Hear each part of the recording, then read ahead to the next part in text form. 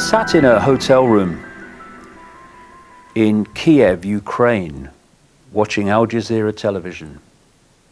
And I watched, it's very moving on one level. I watched thousands of people in a square in Cairo. It was the night that Mubarak agreed to leave. And I saw this joy, this euphoria. But because of what I've been researching for nearly a quarter of a century, I knew that it wasn't like that at all. Because you have an agenda to take over country after country after country in the Middle East and Near East. And still today, you've got to somehow find an excuse to justify it to the people. So, how do we invade Afghanistan? Right. What we do, we'll set up our intelligence agencies and military, and some foreign ones, to create a horrific fake attack on America, not fake for those who suffered, but fake in terms of who was behind it.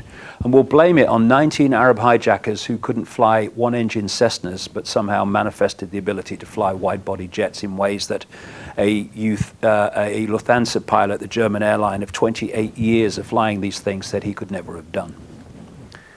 And we'll blame it on a guy that actually for a long time, Osama bin Laden, who was on our payroll, and fighting the Russians in Afghanistan, and we'll say he was behind it, he's in Afghanistan, he's been protected by the Taliban in Afghanistan, we must invade Afghanistan. God, that's one down, okay. Whew. I want Iraq next. What are you going to do? What are you going to do? What about weapons of mass destruction? Let's tell him that he can hit the American mainland. He can hit British targets in 45 minutes. Let's do that. But it's not true. It doesn't matter if it's true, as long as they believe it. We can go in. Okay, all right, we're in. Gotcha. Okay, what's next? That Gaddafi's got to go. How do we get rid of him? Well, tell you what we do.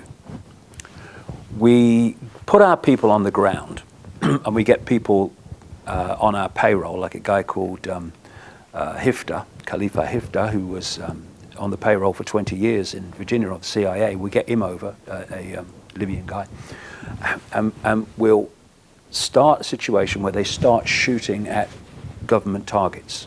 Okay? What will happen then? Well, the Libyan government will start shooting back. So what we do is when they start shooting at government targets, right, no one says a word. Shh. No media, nothing. When they start shooting back, we say, Libyan Gaddafi, he's killing his own people. And we say it's a humanitarian effort. And then we send the boys in, right? And we get a resolution, 1973, I think it was, at the UN Security Council, which doesn't give us the right to go and pepper bomb cities while protecting civilians, but we do it anyway. We own the United Nations. That's what they're going to do. Okay. And then we get rid of him, and we create a total mess and a civil war in Libya. But we've got their oil, and we've got their, up to that point, semi-autonomous banking system. Who's next? Syria. We want them. Well, it worked in Libya, didn't it? Well, guess it did. Well, let's do the same. And so we'll start putting our people on the ground in Syria, causing conflict and shooting at government troops, and then they'll shoot back. And at that point we say, Assad's killing his own people, and you know, we'll do that. And then Lebanon, they'll fall. I mean, Israel, I mean, crikey, they own us. So Lebanon, that'll fall. And then it's just Iran. I mean, we've been after that for a long time, haven't we? It's a funny situation, you know, because when you look at a list of countries that dangerous Iran has invaded in the last 200 years, well, there's no one there. But when you look at a list of countries that America has invaded and Britain has invaded in the last 200 years, well, we need some more reams of paper. But people don't know that because they don't look beyond the news. So we'll tell them that Iran's really dangerous. And even though Israel has this massive nuclear arsenal, which we don't ever talk about, and it's not signed the the Nuclear Non-Proliferation Treaty, but it doesn't matter. Shh.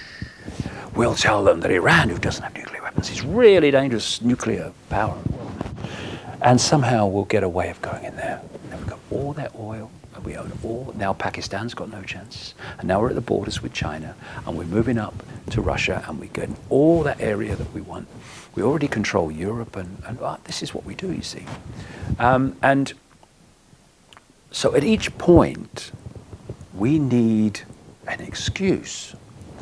Now, we can't keep bombing everybody all the time because people are saying, well, you're bombing everyone all the time. What's going on? So we need a few little other reasons. So what we do is that we have these agencies and trusts that come under the overseeing of a man called George Soros, a billionaire financier.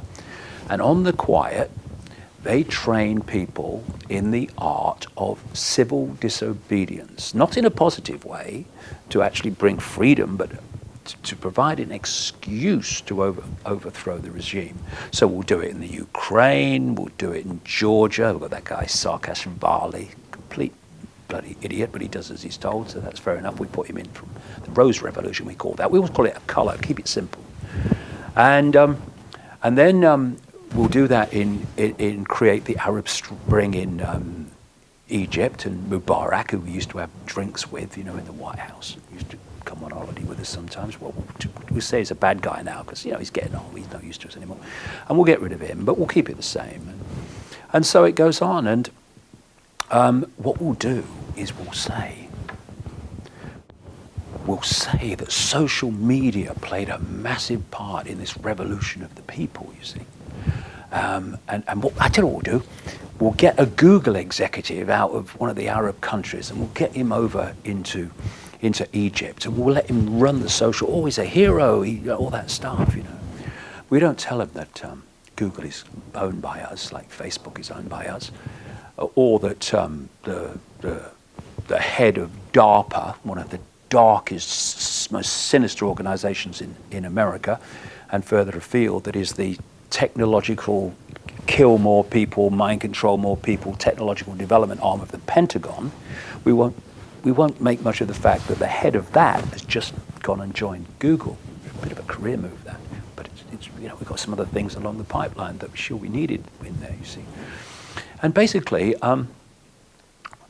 we tell the people what they want to believe, and because they don't want to believe what they don't want to believe, i.e. we're manipulating it all, therefore there's something to worry about, then they just believe it. You know what I mean? Oh, it's an Arab Spring. But there's this little common theme, you see. The people in power that were controlled by us before become different people in power afterwards, still controlled by us. It's called revolution.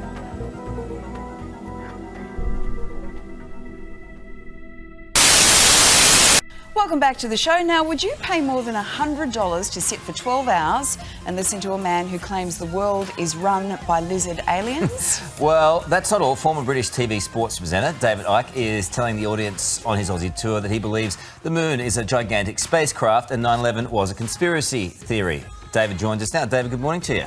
Good morning. You know why they're doing it? Because they've got a mind of their own, and they've taken the self-respect to look at the detail and then think, that makes some sense, I'm going to know more. That's why. They're intelligent people.